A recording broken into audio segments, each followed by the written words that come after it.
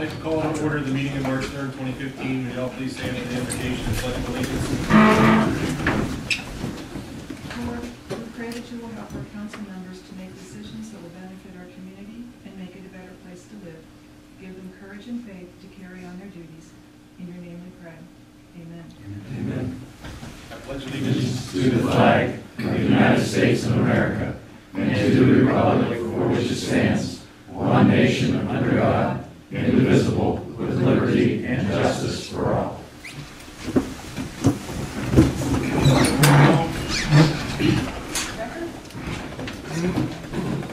Here. Sauer? Here. McBain? Here. Schlenker? Here. Callender? Here. Simpson? Here. Lakeman? Here. Bullock? Here. Blaisdell?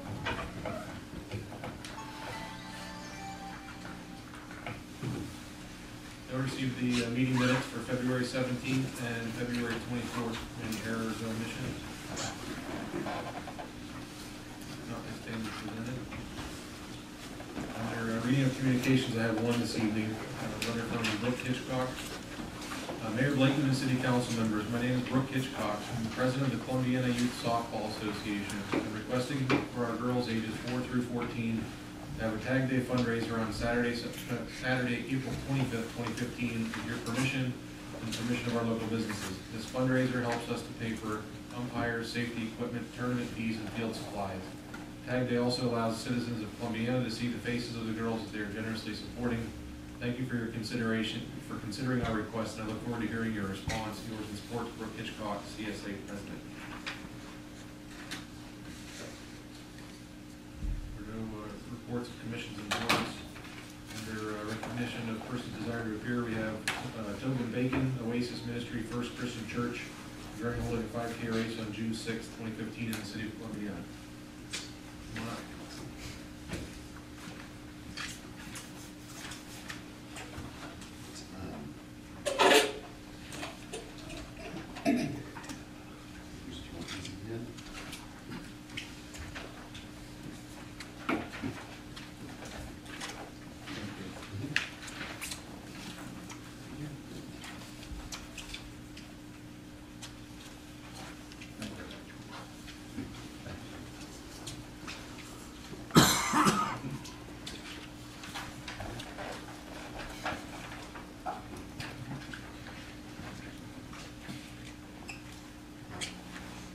Good evening.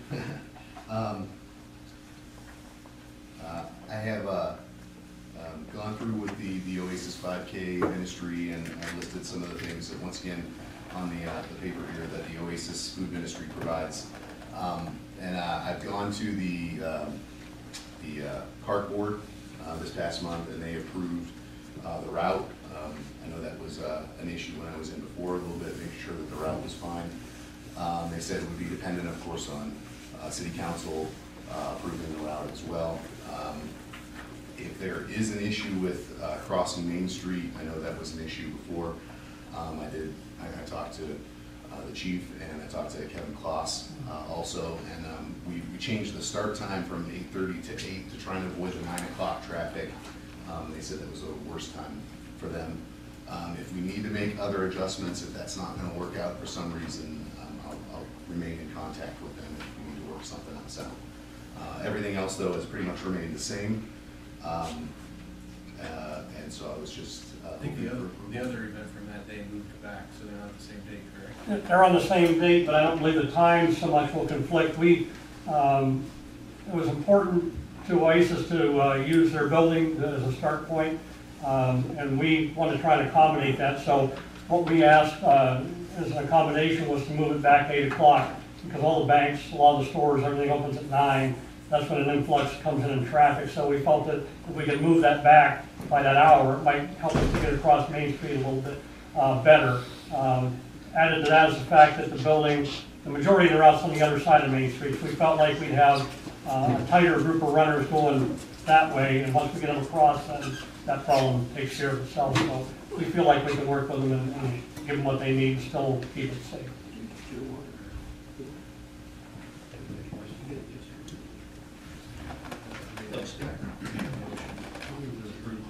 I'll make a motion to be approved the route and the day and the time. Second. You have insurance, right? It'll be through the church, yes. Deanne?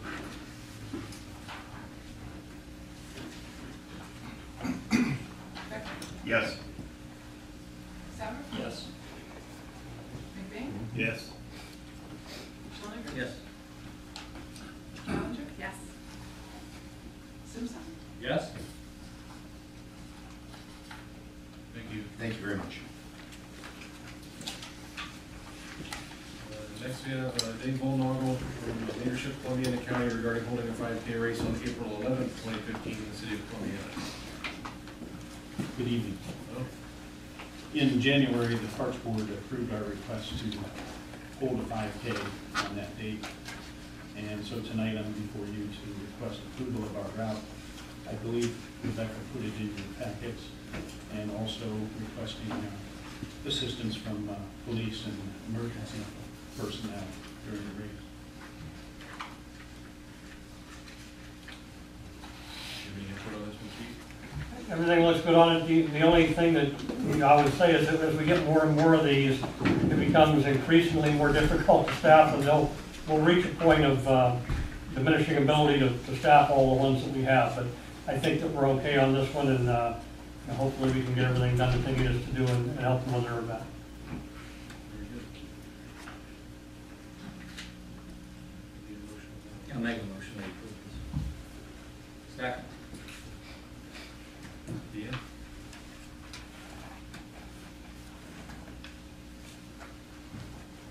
McBain, Yes. Schoniger, Yes. Challenger. Yes. Simpson, Yes. Becker, Yes. Sauer, Yes. Good. Thank you very much. I wonder, does nobody run further than 5K, or what, everybody's running 5K? I know, I don't even run 5K. I'll help. Thank you. Is there anyone else this evening desiring to speak to council? I'll move to the manager's report.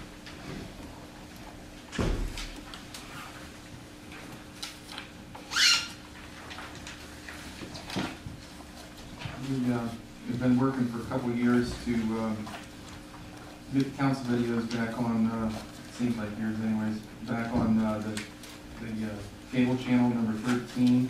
And it looks like that's going to be done pretty soon. The council videos have been on the website and / YouTube for most of the time, but now we're back on channel 13 pretty soon, so pretty excited about that. We're gonna keep them on, doing them on the website. Yes, we're gonna do both, yes. And we think we have a streamlined process that's gonna be done a little quicker, so it should be more up to date both on the website and then the school. The school said soon, but I'm not sure exactly.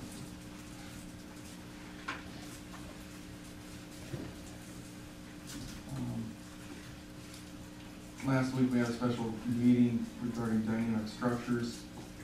I called them this last week to get a better idea of what their schedule was going to be. And I also double checked with ODNR, spoke to Beth Pratt, and wanted to discuss a timeline. She's going to come out in, sounds like mid-March, once they are start operating, so we can get a feel for what they're actually doing. And then I'll be out there with August at least, and we'll go out there and inspect it to see what she's actually looking for. She thought that would be a good idea. Once it's up and running, we actually get to see what's going on there, rather than inspecting a site that's not operating. We get to see if there's water on the ground, so, just like any other operation. Arcadis did send the revised PR to the USDA. Micah met with all supervisors last couple of weeks regarding the budgets, and we'll talk about that a little bit later. Going down through the departments, we do have a couple openings in the electric department. We're still continue to work on that LED project. I think we're about we have a pretty good grip on what we want to do. They continue to service the street lights, and all the supervisors are trying to work on a new internal work order to make it a more efficient process when a call comes in to the staff, that they can get it out and dispatch it amongst the departments. So that's going to be nice. We're probably end up going to maybe even streamline it into the one that's already on the website. Might update it once we get it there. Or once they get it there, I haven't worked on it, so all you guys. All the departments are really, helping out plowing and salting. And been patched 5 tons of cold patch. We did some tree trimming on Fairfield School. See the before and after pictures. Jesse and Matt and Doug all had couple special projects this winter to take care of. We moved a couple trees out at the water plant, I think, and a couple wire lines that we were removing some trees that might be a problem for the electric department later. Whether they're going to knock lines down or we're just trying to reduce outages. We did put the Fairfield Township fire contract on the agenda tonight. And tomorrow there's a chance that we're going to close Fairfield between the railroad tracks and Duquesne for a few hours. We're working with Reichert's called us. So the street department and the police department are working with them. They've got to move some pretty big equipment across the road on Fairfield tomorrow. So that'll be in the morning. Hopefully it'll only take a couple hours rather than 4. But South Main Street will still remain open, and we'll have detour signs and barricades up. There were barricades up earlier this week because of the gas leak. They smelled the gas smell. I'm not sure who all has that Nixle alert. I encourage you to get on our new website. Everybody found out at the same time that there was a gas smell, and kind of following that to see if there was going to be an evacuation or if anything needed. But that Nixle alert worked pretty well, so we were all pretty informed on what was going on. And it looks like they dug up South Elm Street yesterday to fix some type of line. I haven't talked to them. I think they're going to be reaching out to the chief, but I don't think they have yet. So. As I said, we do have a new website that was on the, put that on all of the utility bills. It's ColumbianaOhio.gov. Trying to modernize that. We've got some nice tools in there and some announcements. One of the announcements is the Harvest for Hunger. And Katie, that was a nice article. Thanks. Starting out that the box for Harvest for Hunger is right outside the door here and in the police lobby. And hopefully we can continue to build on that every year. On that, I just want to add, I went a couple weeks ago and they were there launch back to represent Columbiana up there. And they told us that we were the only city in Columbiana County that was actively doing it at the city level. So I put out a challenge to other cities to do so. And Youngstown, Howland, there was no one from Columbiana County there with us. But Youngstown and Howland mayors were there just to observe. They took up the challenge. Their cities are now doing it. So they're following our lead. Yeah, it's really nice because they drop off the boxes for us, and when they fill up, we just call them and pick them up, so we don't have to spend a lot of manpower to do it. It's been nice.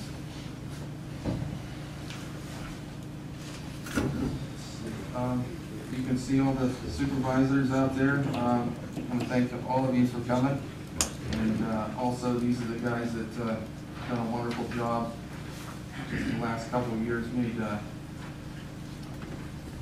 my job a lot easier, and I do appreciate that.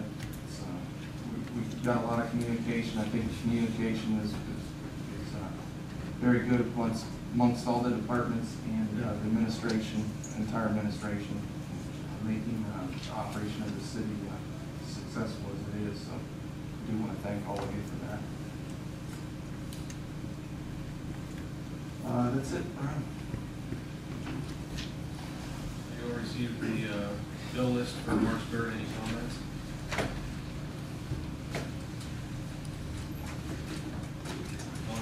Move into old business. Juvenile ordinance, can I have a motion to read by title only? So moved. Second. Let's see. Before we read, I'm going to exclude under new business C and D from that. Already really long.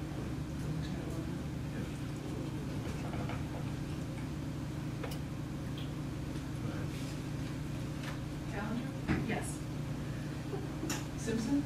Yes. Becker? Yes. Sauer? Yes. McBain? Yes. Schlenker? Yes. Ordinance number 15-0-2801, second reading, an ordinance amending section 452.14A of chapter 452 of the codified ordinances of the city of Columbiana, Ohio. So moved. Second. Mayor, I'd like to amend that ordinance. I propose amendment to section 2. Make the amendment before you read it. I think it might make it easier. This is not for that one. This is This is all just- business. This is a snow pump. This is Oh, forgive me, because I was looking, I didn't have my glasses on. So later, go for it. Yeah, this is just for declaring a emergency from a snow. Yeah, I didn't have my glasses on, I read the number wrong. Any comment? Deanne? Sauer? Yes. McBain? Yes. Schlenker? Yes. Challenger? Yes. Simpson? Yes. Becker? Yes. Under new business, I need a motion to approve the request from Brooke Hitchcock, President of Columbia Softball Association, requesting permission to hold a tag day on April 25th, 2015 in the city of Columbiana. So moved. Second. Any comments? Deanne? Schlenker? Yes. Challenger? Yes. Simpson? Yes. Becker? Yes. Sauer? Yes. McBain? Yes. Need a motion to remove from table ordinance number 15-0-2800. So moved. Second. Deanne? Simpson? Yes. Becker? Yes. Sauer? Yes. McBain? Yes. Schlenker? Yes. Challenger? Yes. I'm going to read this one long form. An ordinance increasing the compensation of the 6 members of council pursuant to section 4.13 of the amended charter of the city of Columbiana, hereby ordained by the council of the city of Columbiana, section 1, that in accordance with the pursuant to the provisions of section 4.13 of the amended charter of the city of Columbiana, the salaries of the 6 members of the city council shall be increased to $25 per meeting attended. Such increase shall be effective with regard to Councilman Dan Becker, Ted Souter, and Richard Simpson for all such meetings which shall take place from and after the expiration of 2 years after the effective date of this ordinance. And such increase shall become effective with regard to those persons succeeding council persons Mary Callinger, Richard McBain, and Lowell Schloniger, whose terms of office expire on the 31st day of December 2015. For all such meetings which shall take place from and after January 1st, 2016. Section 2, that this ordinance shall be published in short form in accordance with the provisions of Section 6.15B of the amended charter of the City of Columbiana.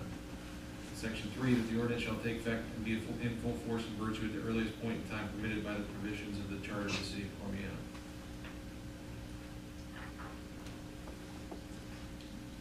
So moved. Second.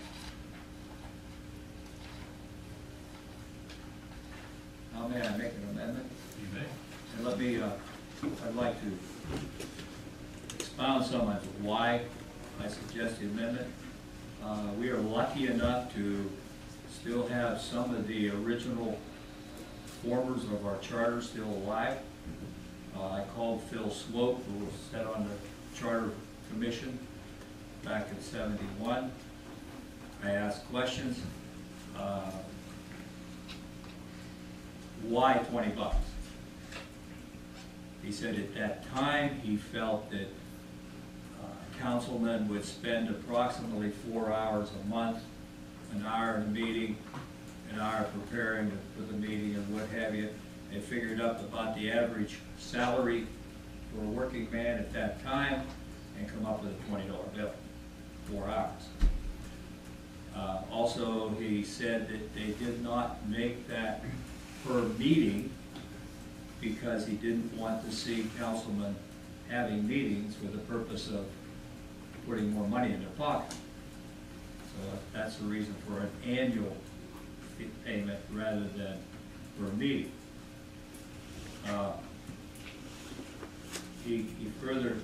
Further, I went on to figure out my observation back in 1973. When I went into business, a gallon of gasoline was selling for 30 cents. Let's round it off and say it's selling for $2 today. If you run a ratio and proportion, council should be getting about $133 a month. If we're getting the same bang for our buck as we got back there. Therefore, I'd like to be conservative and amend that ordinance, section 2, to read that in accordance with and pursuant to the provisions of section 4.13 of the amended charter of the City of Columbiana, the salaries of 6 members of council shall be increased to $600 per year to be paid the rate of $50 per month. Such increase shall become effective with the council seats held by Dan Becker, Ted Souter, and Richard Simpson, effective January 1, 2018, and such increase shall become effective for council seats held by Mary Townsend, Richard McBain, and Lowell Schleiniger on January 1, 2016. Therefore, nobody is getting a pay raise while they are in office. Noting that the charter does permit, after 2 years of the passing of this ordinance, 3 of us could get a pay raise. None of us want that. So I move that that motion has that amendment. They're actually replacing section 1, right, not section 2. Let me look at it again. Yeah, I'm sorry, you're right. Section 1. Okay.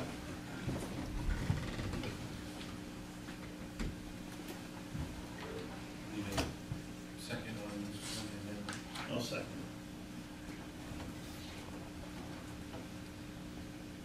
Any comments? The only comment I would have is, I've always said that we were the only town, I think, that nobody ran for council because of the money they would receive.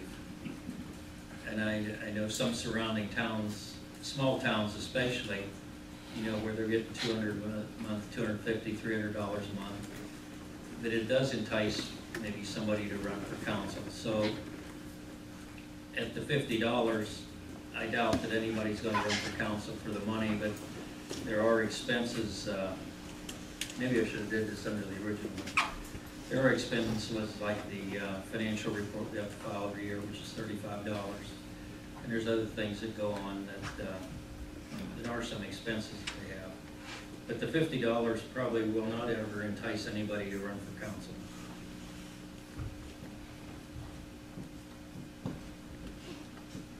Any other comments?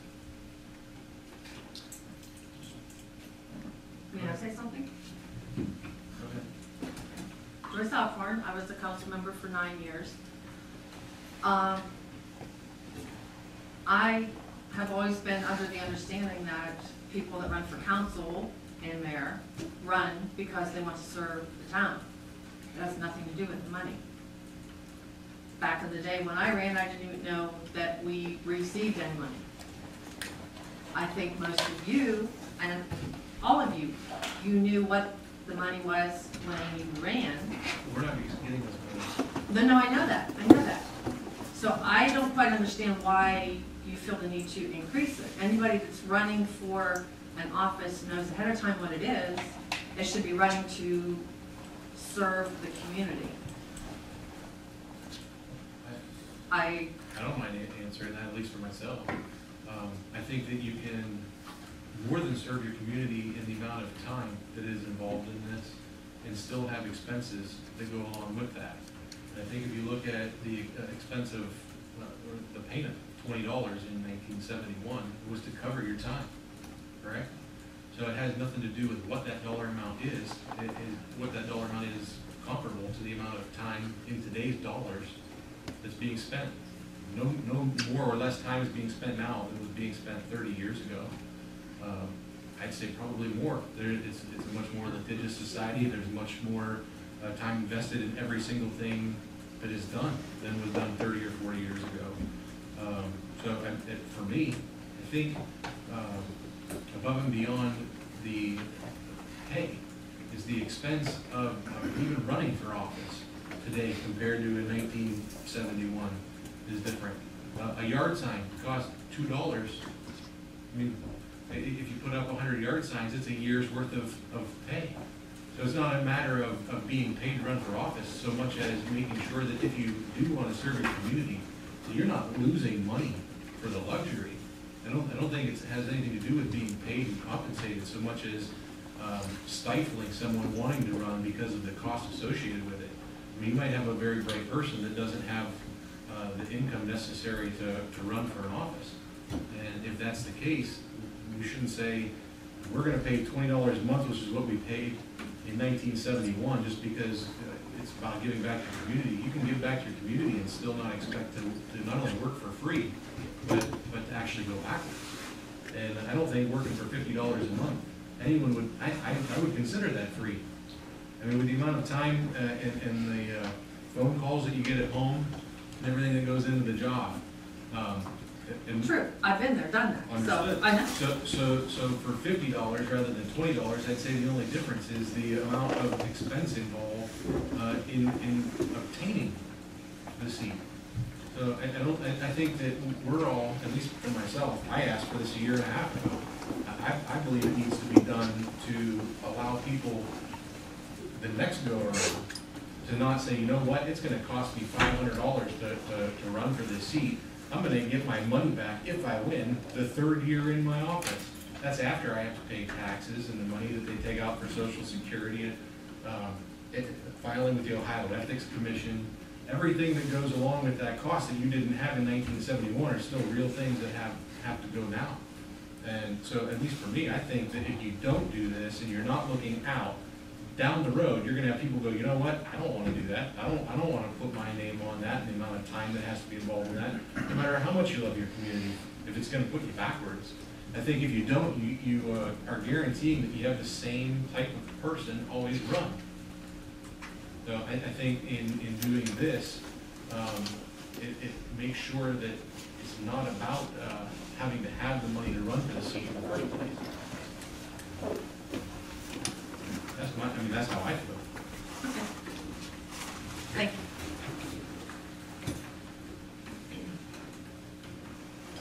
you. Yeah. Just point of order. Are we voting first for the This amendment is the amendment. and then second for the overall? Just want to make sure there were two votes. This is on amending section 1 to $50, 600 annually, paid $50 per month. And none of the 6 of you will receive it in this term. I'd like to make a comment too. I questioned the manager for the meeting. The charter does state that 3 of us will get a pay raise within 2 years after the passing of this. I feel that we can be more restrictive than the charter. We definitely couldn't make it 1 year, but we're making it We're pushing almost it out 3 further. years. We're going more restrictive than the charter. I don't believe that's going beyond or outside the charter. This is guaranteeing that no one that's voting tonight is voting a raise for themselves in any way, shape, or form.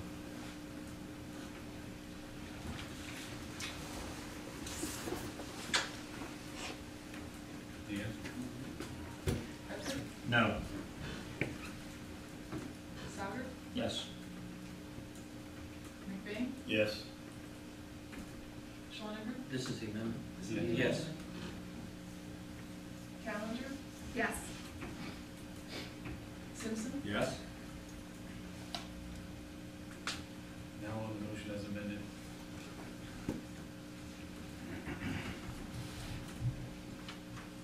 Any extra comments on that? Okay. McBain? No. Schwanenberg? Yes. Callender? Yes. Simpson? Yes? Becker? No. Souter? No. 3-3, Mr. Mayor. Yes. There will be a second reading on this. This is first reading.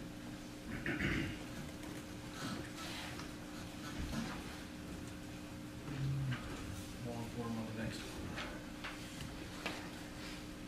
15-0-2802. An ordinance setting the salary of the city mayor for attendance at council meetings and additional compensation for presiding at mayor's court in the city of Columbiana. Be it hereby ordained by the council of the city of Columbiana, Ohio, section 1, that the salary of the mayor of the city of Columbiana for attendance at council meetings shall be $162.50 per month. Section 2, that the mayor of the city of Columbiana shall be paid $2,850 annually for presiding over mayor's court. Section 3, that this compensation shall be paid monthly beginning January 1st, 2018.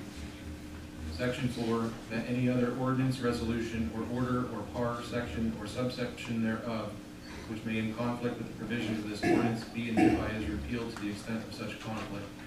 Section 5, that this ordinance shall be published in short form in accordance with the provisions of section 6.15B of the amended charter of the city of Columbiana. Section 6, that this ordinance shall take effect and be in full force and virtue beginning on January 1st, 2018, pursuant to the provisions of the amended charter of the city of Columbiana.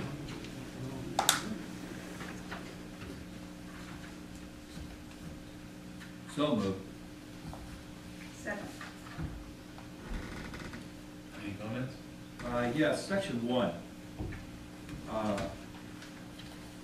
It says that council meetings shall be $162, and then in parentheses, $162.50. I think we might make that correction to it. You want to strike the 50?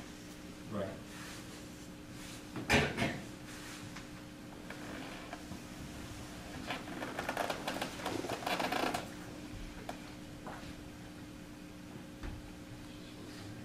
We need a motion to amend section 1 to 162 flat instead of 162.50?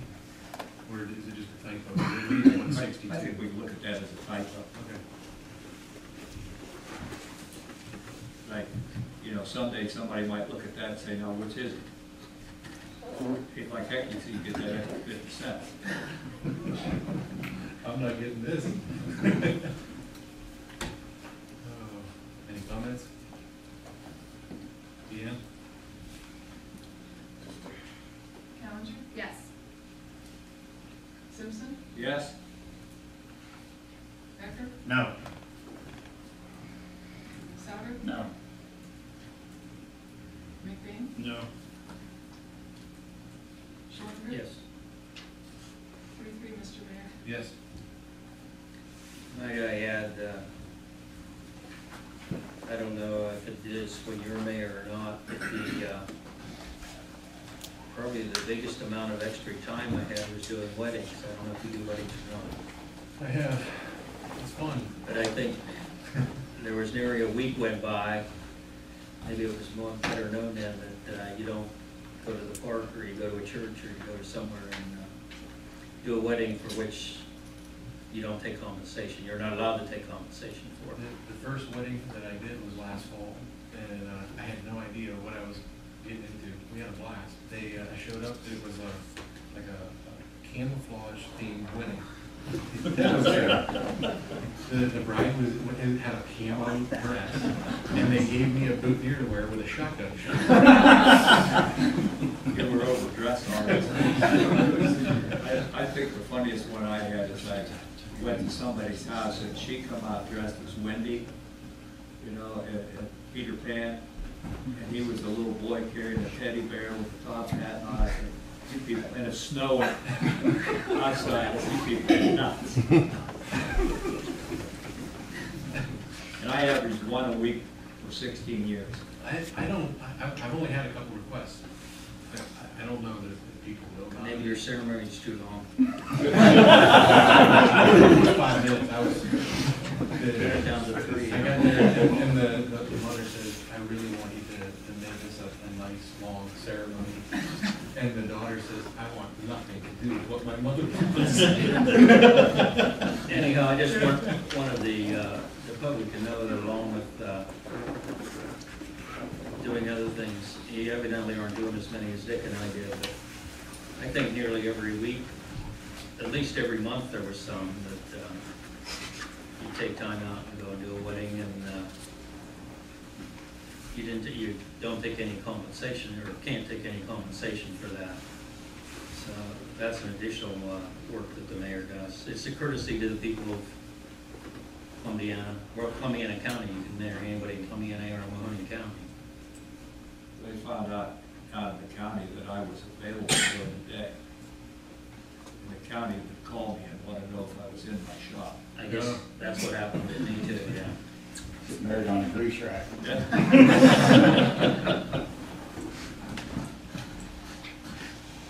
All right. Ordinance number 15-0-2803, first reading. An ordinance to make appropriations for current expenses and other expenditures of the city of Columbiana, state of Ohio, for the year 2015 and ending December 31st, 2015. So moved. Second.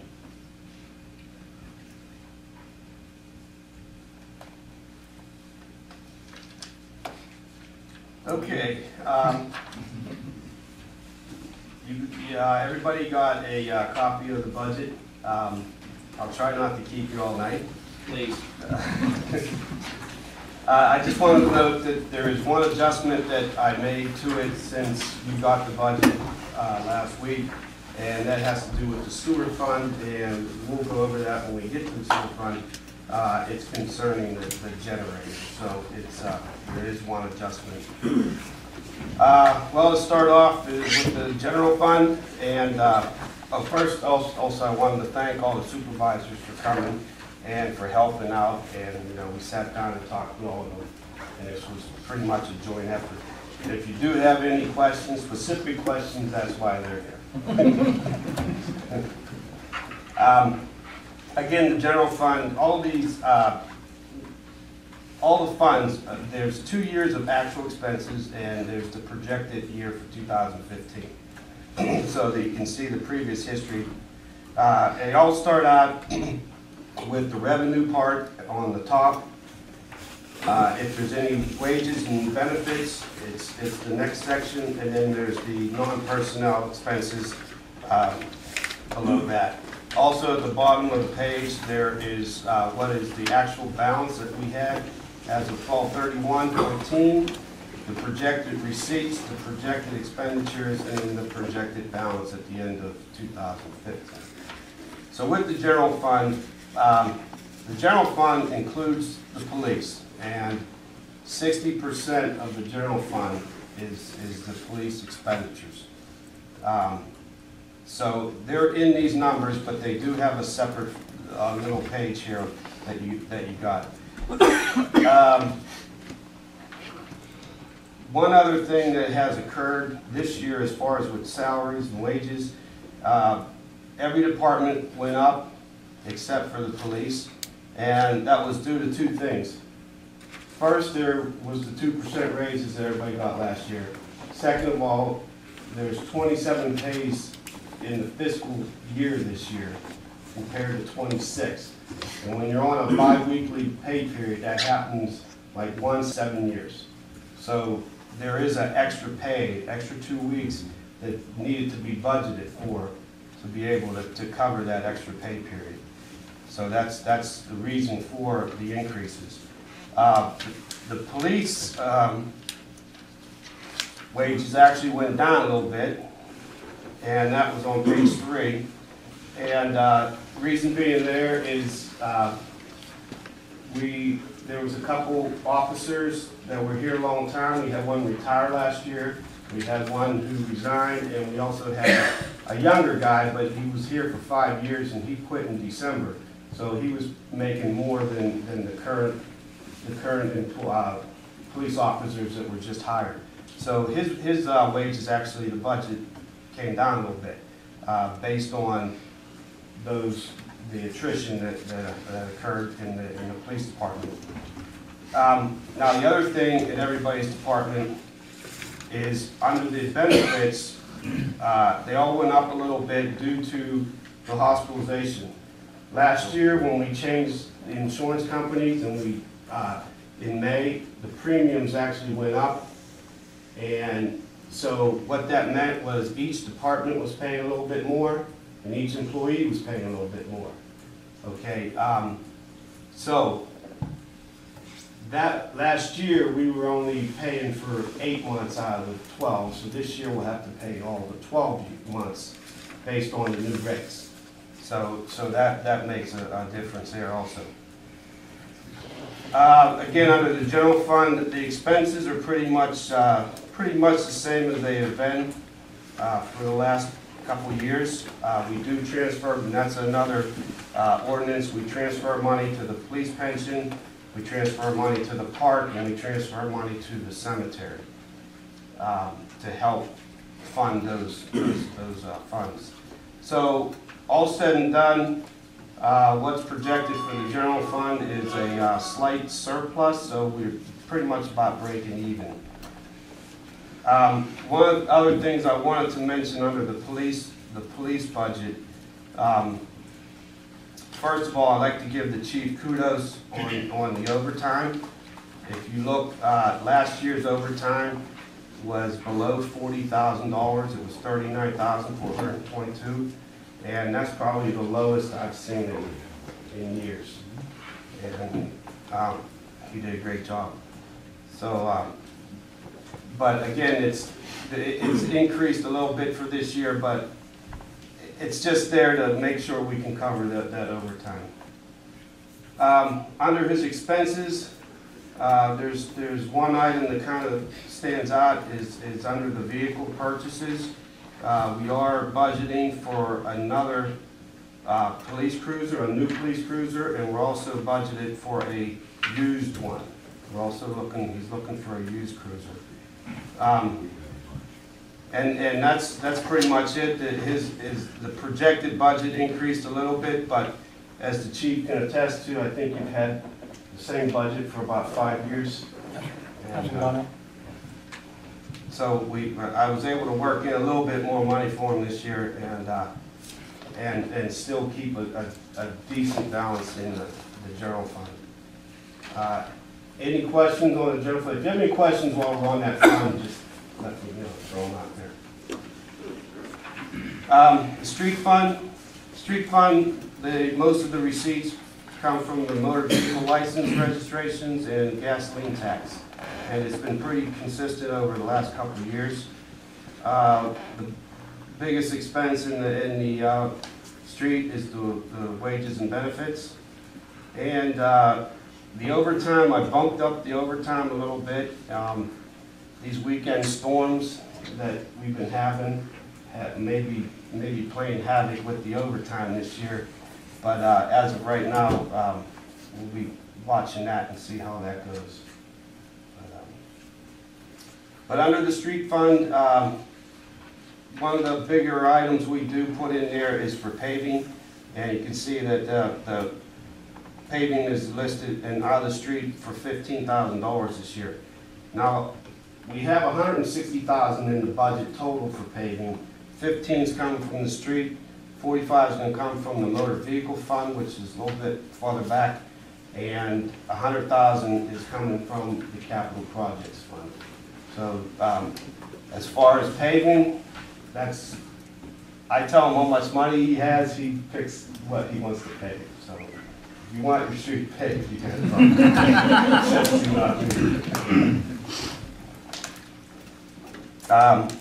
now that fund does have a projected shortfall, although we still have a decent balance at the end of the year of 150,000.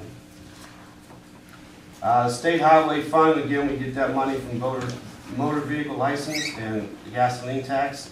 And again, it's pretty consistent over the years. And we use this fund to purchase road salt. Now, the thing with the road salt this year, last year, as you all know, the price tripled.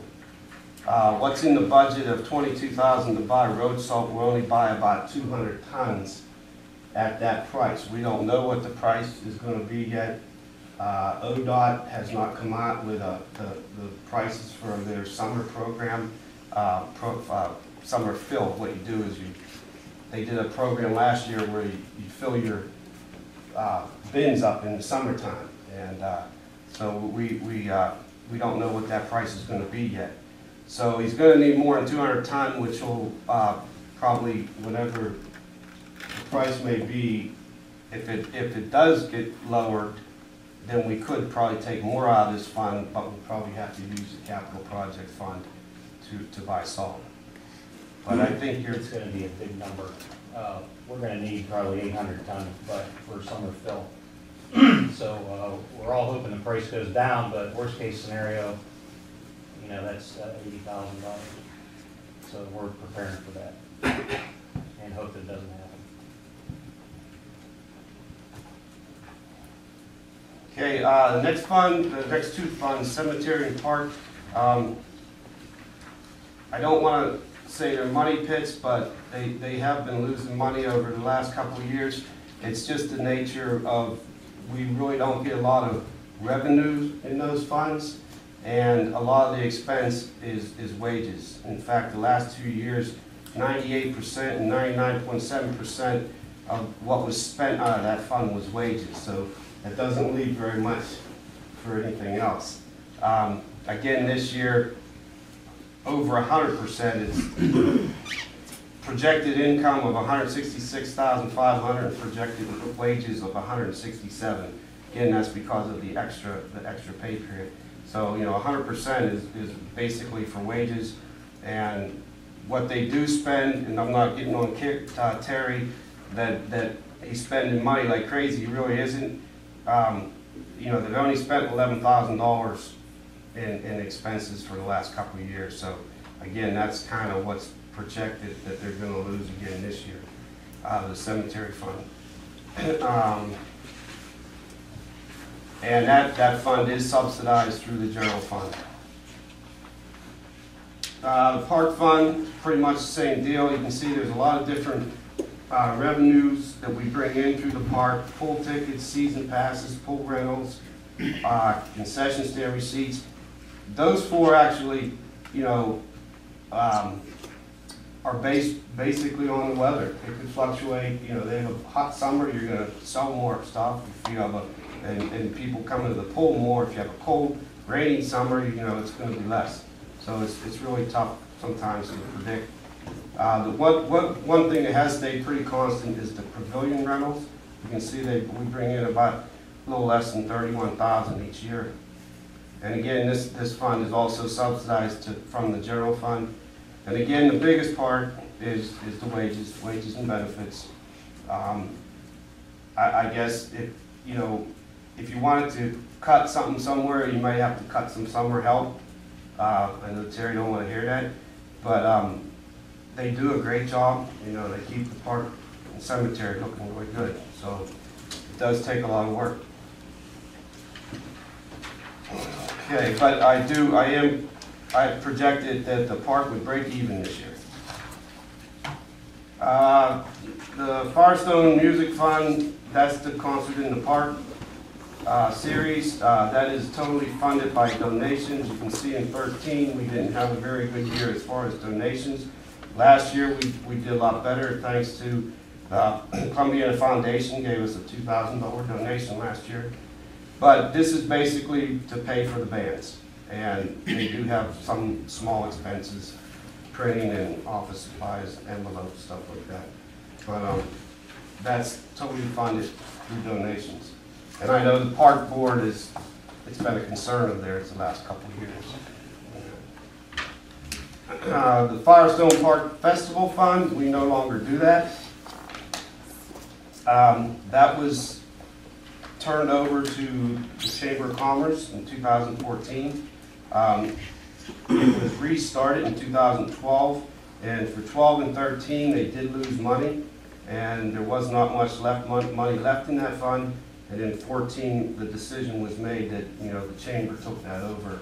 So we do absolutely nothing with the Park Festival Fund anymore. Law Enforcement Trust Fund, it's been there for years. There's $500 in there, and it's just, it's from confiscated and released items by the police, and if you ever, the chief could spend that on stuff, but $500 don't get you much. Motor Vehicle License Fund, again, this is from taxes, the state license tax, and we use this fund for paving projects. And this year there's $45,000 we put in there out of this fund to help with the paving. Enforcement Education Fund, again, this is DUI receipts, our portion that we get, which is not very much, about $300 a year. And again, this can be used for related law enforcement expenses. And but the chief last year about depleted it, so it's going to take a few more years.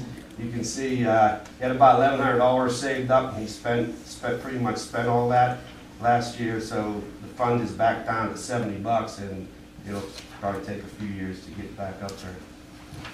Okay, EMS fund. EMS is funded by real estate. There's a levy that was renewed a year ago, 2 years ago. Okay, and then also we get money, we get receipts from the services. And right now we're still doing New Springfield and Beaver Township, and also, of course, what Columbiana bills. Now, we do not bill city residents. City residents do not get charged for ambulance services. We bill their insurance, we don't bill them out of pocket. Under the ambulance fund, there's a couple items that Tom put in his budget under the contracted services. He had a little bit extra in there. This was for basically some new software. And there's all kinds of software support fees. There's the Marks radio usage contract, a couple other items that is hard to estimate, but we did put a little bit in there.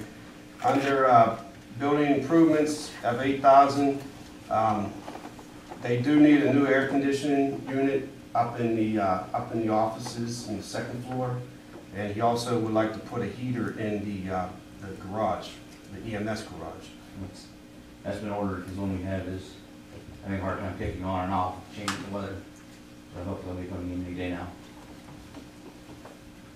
And last year, going back a little bit, last year he did get a nice grant from BWC of $40,000, and Tom used a lot of that money to buy a power lift cot, and he would like to get another one for the other ambulance. So that was budgeted in the equipment line item, and it's about $22,000.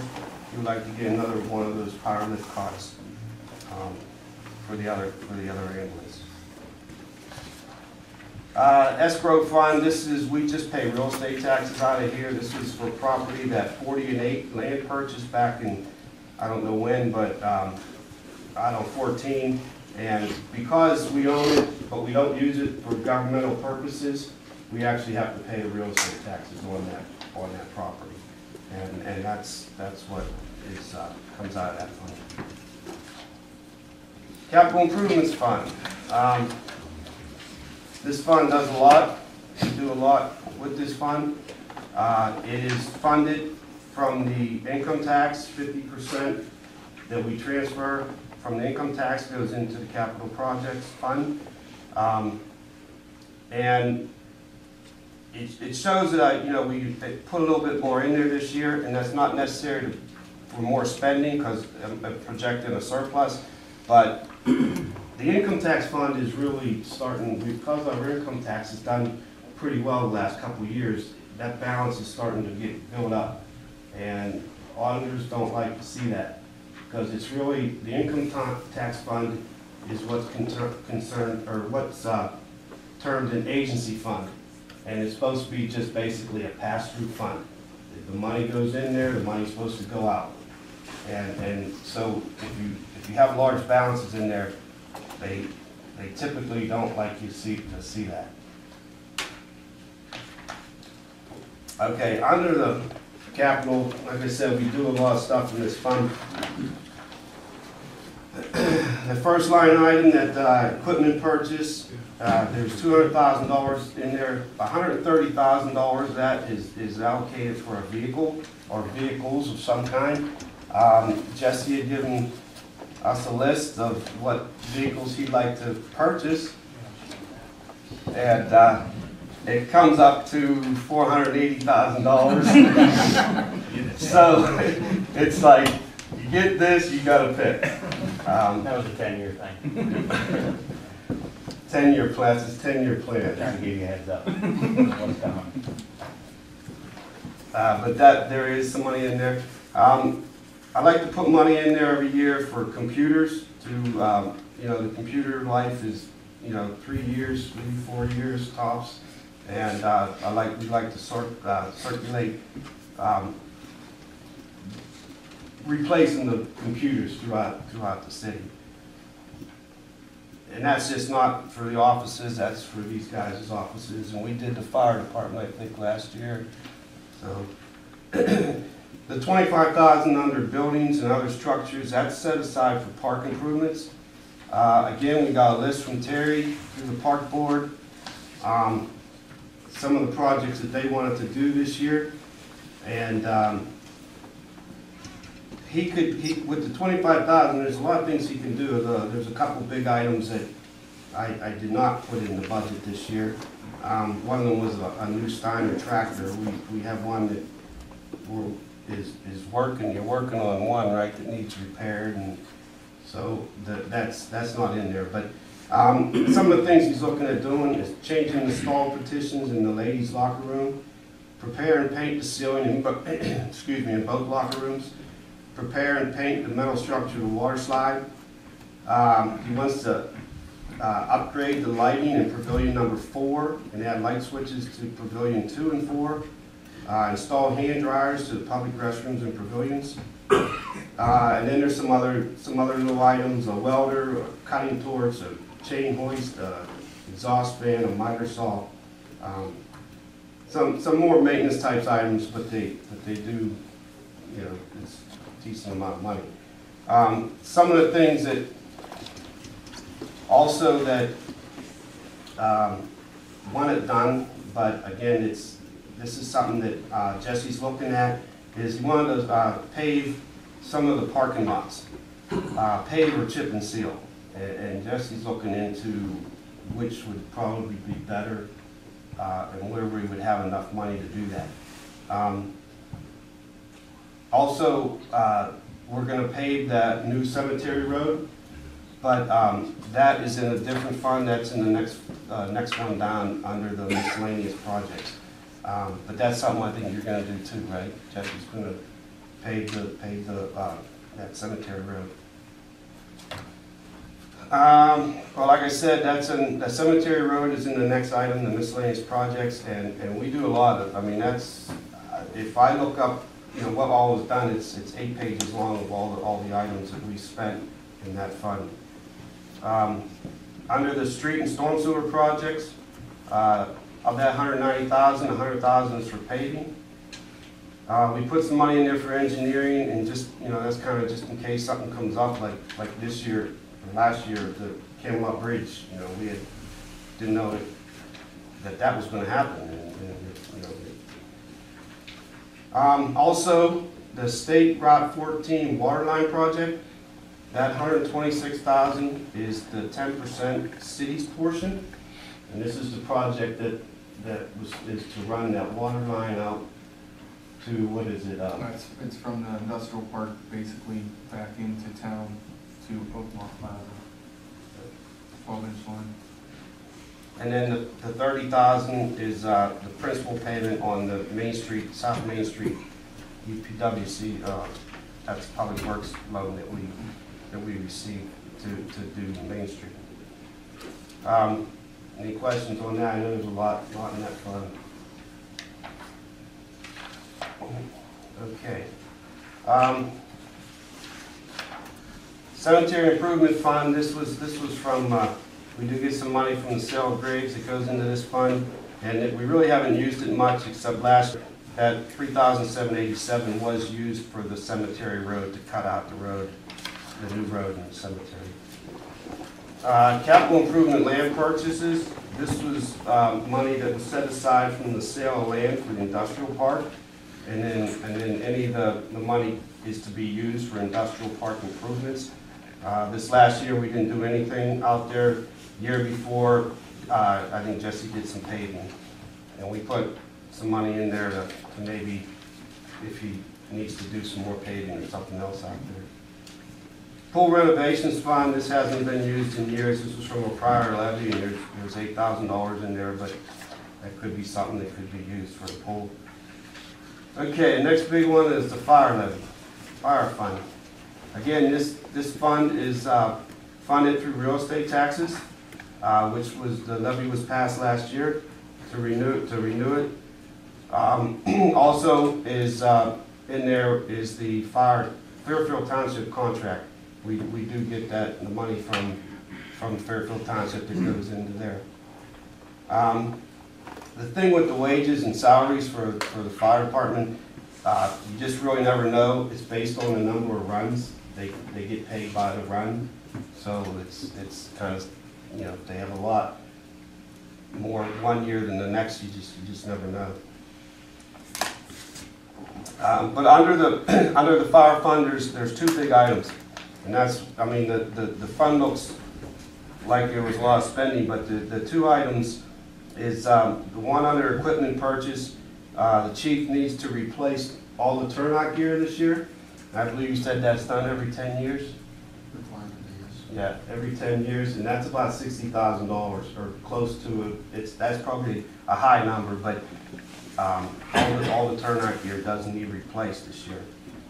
And the other thing was a vehicle of $150,000 for, he wanted maybe like a smaller truck, he said, like a rescue truck, a F-550.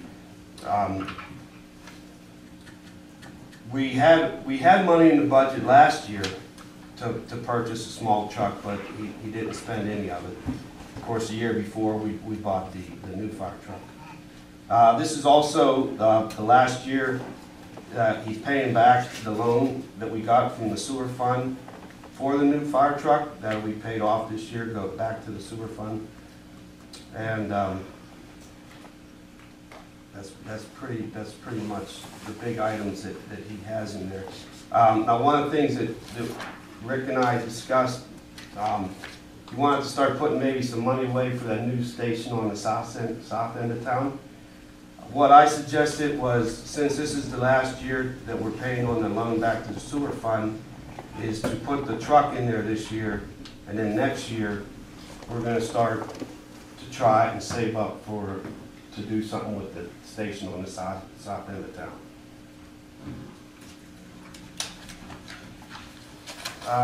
Park renovation improvement fund. This again was from a prior levy, and we spent some money there last year, but it really hasn't been used very much. The TIF fund, tax increment financing fund. This is revenue that we get from two TIFs, 7 and 14, the Valero and the Columbiana Dodge, and the only expenses we have spent on is the auditor's fees for the taxes that we get. tax revenue. And again, this is supposed to be used for infrastructure for those projects.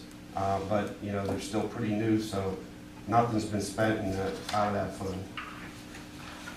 Okay, the next three are the utilities, and they're the bigger ones. The water fund. What's pretty much missing from the water fund this year is the new water plant. The last couple of years, we always put that in there, hoping things were going to get rolling. And of course, you know, we haven't, and it's been redesigned and everything. But we decided, because of the new timeline, that we are just going to wait until the bids come out and to know where we're really at with the water fund. So the water fund was, or the water plant was not put in this year's budget. Again, the wages and benefits, we explained that before. There's not a whole lot that Matt was asking for, although under contracted services, I do have money in there. I think it was like $18,000 that he needs to wax the storage tank. That's the million gallon storage tank. He needs to wax that this year. Has to wax in the inside of it. They were supposed to do that last year. It did not get done, but it's supposed to be scheduled for this summer. Also, we put money in there for some fire hydrants. He wants to replace about 5 fire hydrants. And also, we always put some money in there for new meters. Now, one of the things that just occurred last week is he had to replace a motor pump, and that alone was $11,000 per pump alone. So other than that, I mean, we still have the notes in the water fund. They're supposed to be rolled over into the new plant, but because they're over 5 years, we do have to pay something on them. So we are paying something on those notes this year. I think that's about it. I mean, Matt really didn't ask for too much. Sewer fund. Again, this is the last year for the repayment from the fire department. You can see that the money is going back into the sewer fund. Under the expenses, Brian has about two big items. And the biggest one under the new generator. That's where the change occurred. We had $150,000 in there originally, but we got a new quote just yesterday for the generator, and it's going to be up to about $190,000.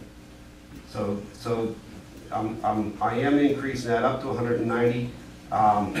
Last year, we spent a lot of money on trying to fix that generator. We spent a lot of money on, you can see under contracted services and equipment repairs. So the question was, do we keep band-aiding it, or do we purchase a new one? So we decided to put that in the budget for this year. Again, it did go up to $190,000. The other thing under equipment replacement, he also wants to replace, they're called what, harmonic filters, right? Yeah, that's all part of the generator project, though. They have to put the filters on the building so that they'll quit blowing all the circuits and single phase in the pumps and replacing everything in the buildings themselves. So. And that's about a $28,000 project. But that too is in the budget. And we also, of course, we're still paying on the water plant or the sewer plant. That's what the bond payment of $372,000 is.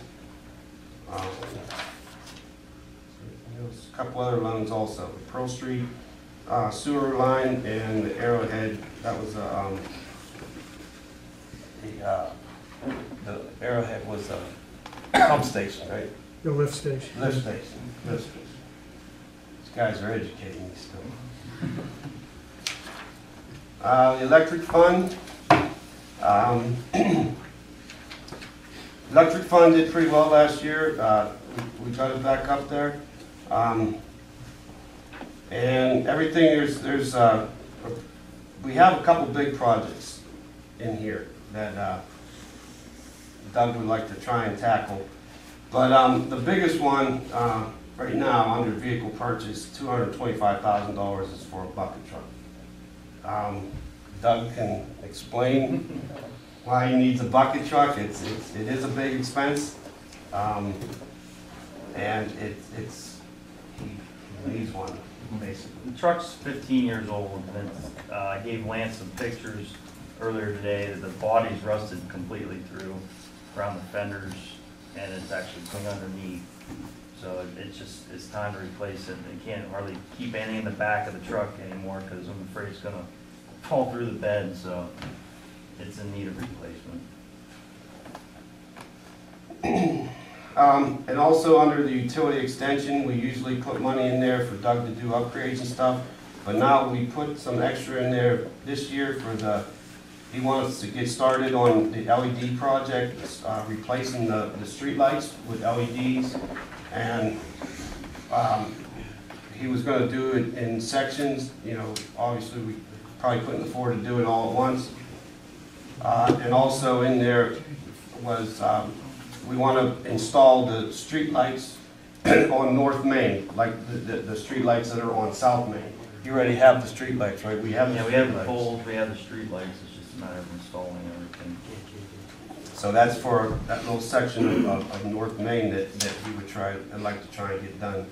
One thing I did want to note, our JV5 debt service went down this year a little bit, about $34,000, and that was due to that money is paid to AMP, and that's for one of the projects that we are in. The JV5 is a hydro plant, and what they do now is they're financing that project on their line of credit, so that they're getting a lot cheaper interest rate. So, which in turn made our payment go down. Okay, the water treatment plant surplus fund, that's just money that is set aside for future debt obligations if it would be needed. The bond retirement fund, this is the money that comes out of the sewer fund into this fund to pay the bonds each year. And those payments are a little over $372,000.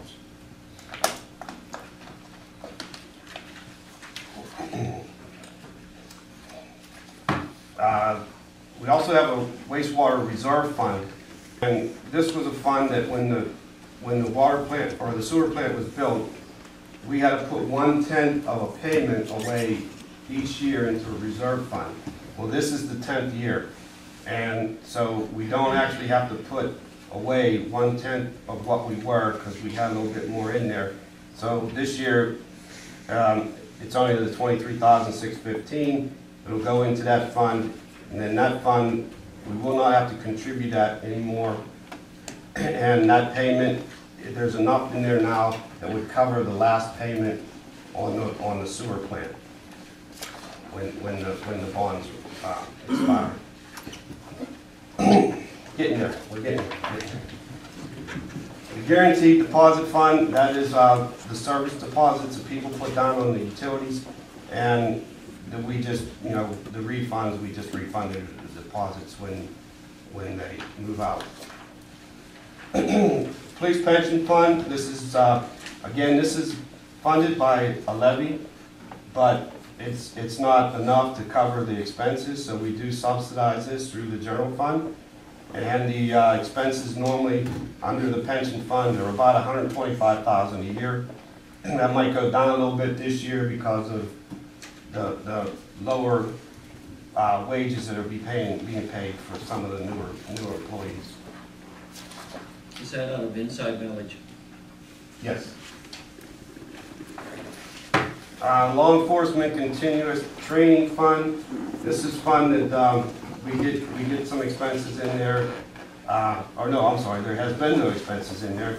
And not expenses, I'm sorry, revenues. We're not getting any revenues in this fund anymore. And there was a balance of about $2,600, and the chief wants to spend all that this year for training. Two of the officers that he lost were instructors, and he wants to send them for training. I don't know which, just to replace the instructors that left. The income tax fund, again, like I said, we've done pretty well the last couple of years. It has increased by about 3% per year. There are some wages paid out of there. There's the income tax clerk wages get paid out of there, and part of my salary also. Now on the income tax, again, like I was saying, this is basically an agency fund, and the money should really go in and should go out. Now we need to obviously keep some in there for expenses. We do have some expenses. The tax forms, we got to get those printed, plus office supplies, postage, stuff like that. We also give back refunds, and you have to appropriate that money to give the refunds back. So it has to come out of expense. But you can see our balance at the end of 2014 was $450,000, and I mean it was getting up there. So we do need to move some of that, a little bit more of that money, and basically use it. Next couple ones are like trust funds. We really don't use these funds. They've been set aside for years. The first one is the Mabel Irene Farrell Trust Fund. There's $4,000 in there. That's to be used if there's any necessary repairs to the Farrell grave site. The Columbiana Cemetery Endowment Fund. This was there was $100,000 put in there from the Firestone Trust, and we're not allowed to spend the principal.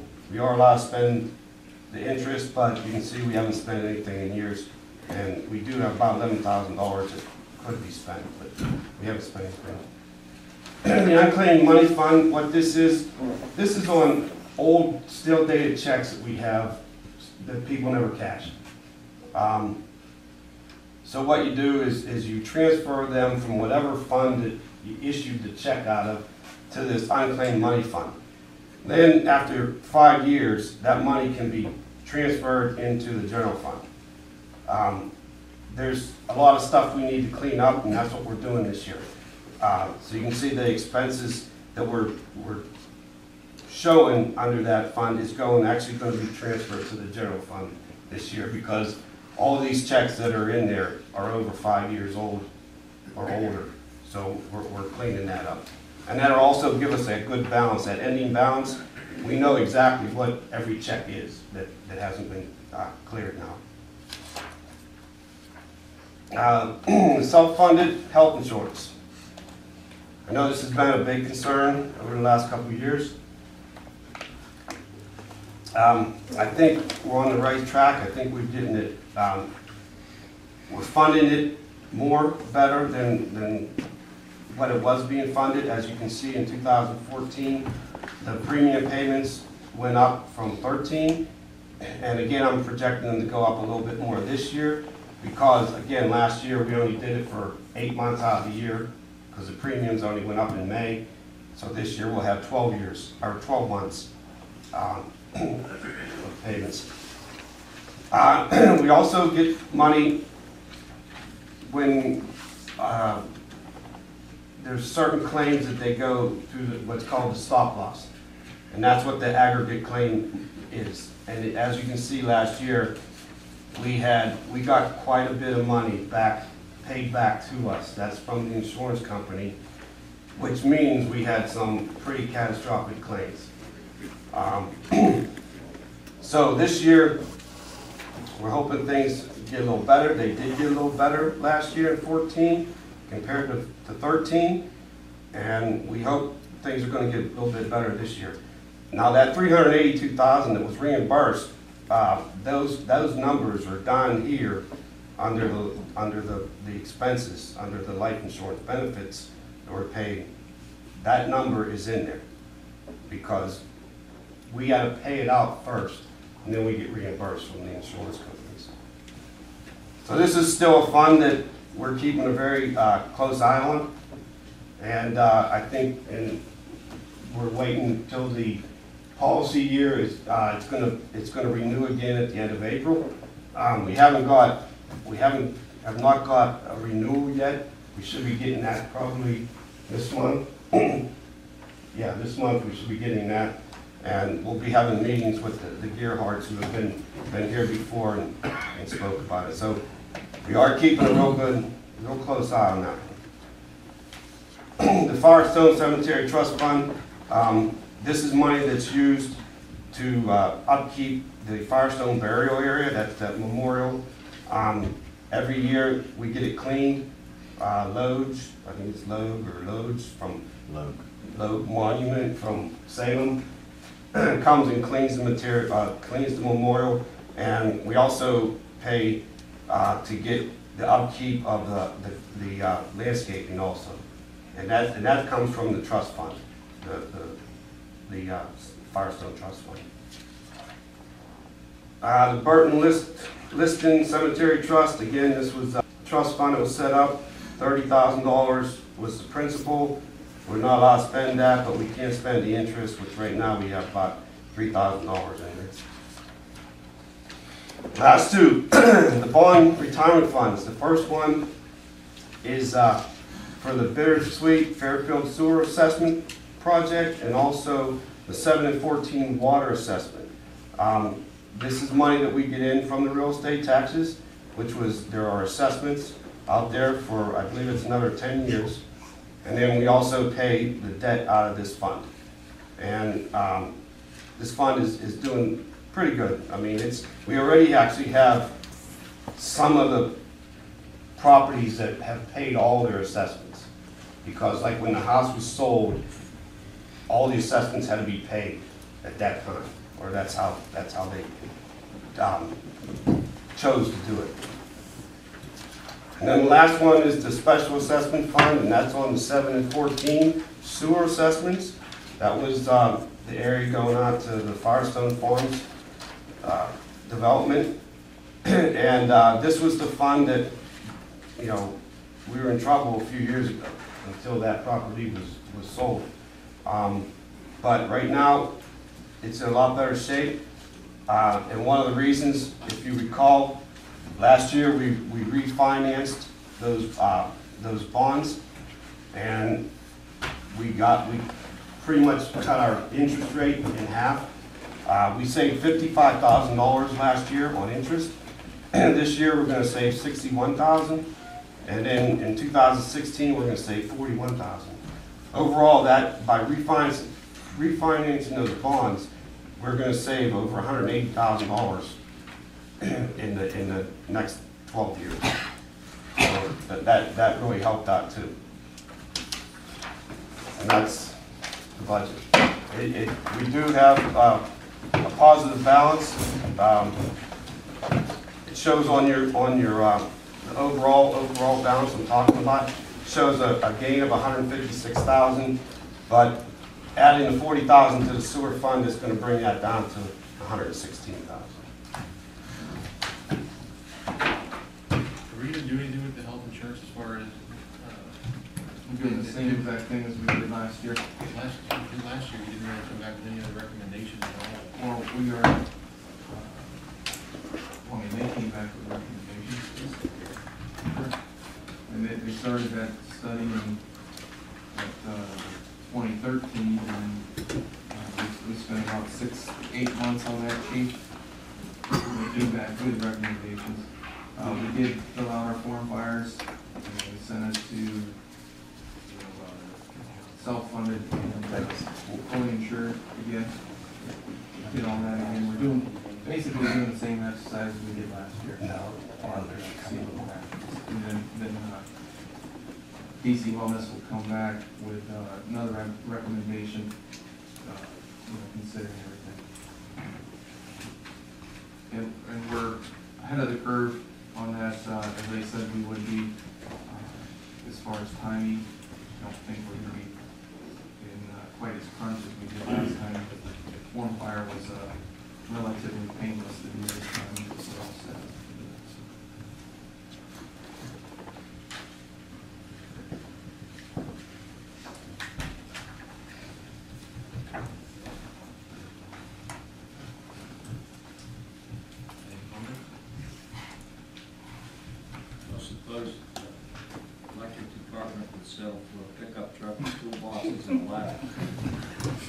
Not exactly, no.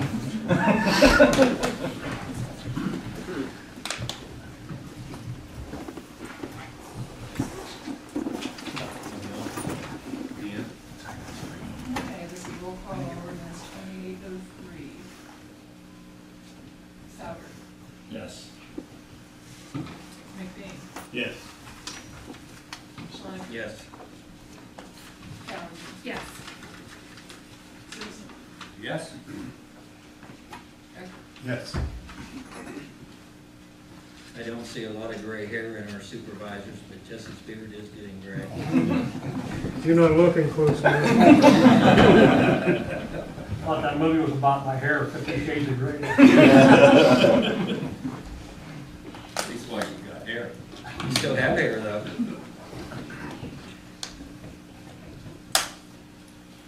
Ordinance number 15-0-2804, first reading. An ordinance transferring $1,950,000 from the income tax fund, $975,000 to the general fund, and $975,000 to the capital improvement fund, all for the payment of the current expenses as they may arise. So moved. Second. Roll call. Schlenker. Yes. Callender. Yes. Simpson. Yes? Becker. Yes. Souter. Yes. McBain. Yes. Ordinance number 15-0-2805, first reading. An ordinance transferring $386,500 from the general fund, $116,500 to the cemetery fund, and $185,000 to the park fund, $85,000 to the police pension fund, all for the payment of current expenses as they may arise. So moved. Second. Any comments? Deanne? Simpson. Yes? Becker. Yes. Souter. Yes. McBain. Yes. Schlenker. Yes. Callender. Yes. Ordinance number 15-0-2806, first reading. An ordinance providing for a contract between the city of Columbiana and Fairfield Township for fire protection for said township. So moved. Second. Any comments? Chief, was that worked out financially last year? Yes, sir.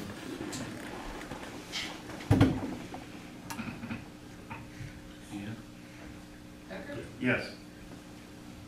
Souter. Yes. McBain. Yes. Schlenker. Yes. Callender. Yes. Simpson. Yes?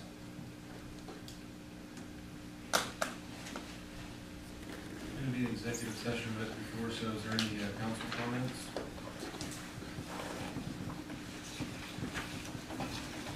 I want to thank these gentlemen for coming in tonight. Thank you. Appreciate it. I don't think there's a finer crew in the United States than we have right here in Columbiana. Well, I think you need to continue out, along with Mike, that's a lot of preparation, and I'm sure a lot of sleepless nights that you have to say, where are those numbers coming from too? So, Some of them are fun. and it's good to see you still have some hair on top of It's getting greater. it. Yeah. Maybe the shrubs will stop now. Yes. I need a motion to go into executive session for the discussion of purchase of property. So moved. Second? Roll call. McBain. Yes. Schlenker. Yes. Yes. Simpson. Yes? Becker. Yes. Souter. Yes. Will there be any anticipated action afterwards? Potentially.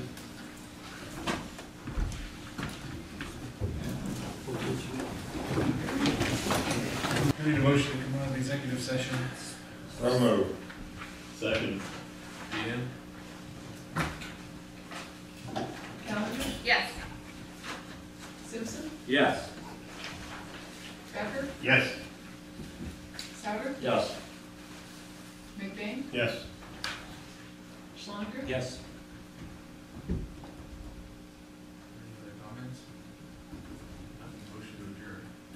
So moved.